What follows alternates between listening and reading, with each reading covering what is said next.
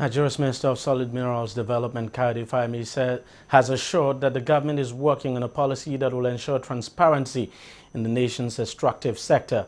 Speaking to reporters in Abuja, Fayemi says a lack of transparency has practical implications for economic growth, physical security, and human development in Nigeria.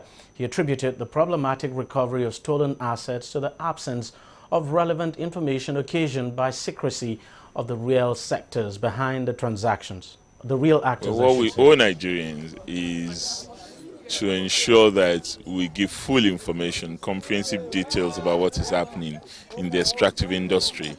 And this body, more than any other institution, has done that. And we've become the veritable tool in the hands of those who are really interested in moving from opacity to transparency. Whether you talk about the National Assembly, or you talk about the Office of the Auditor General, or you talk about just independent journalists seeking information on what is actually happening in the oil and gas and mining sectors, NEITI has become the resource. But that's what we're there for, to shine the light on opaque and deliberately hidden information about the extractive industry, particularly information in relation to revenues that are accruable to the country and to the companies operating here, so that they meet their obligations as corporate citizens of Nigeria.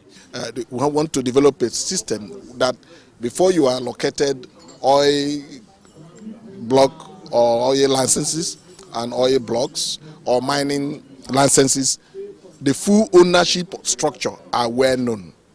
Because it is very important in transparency so that the citizens will know who owns what. The current practice where ownership of oil mining and gas reserves are shrouded in secrecy is the bane of corruption. And because we don't know who owns what, accountability is very difficult.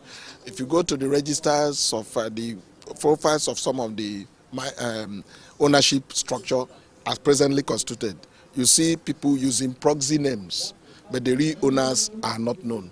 So the EITI, which Nigeria is a signatory, is on open disclosure of the method and processes of contract, how the contracts are awarded and awarded to who.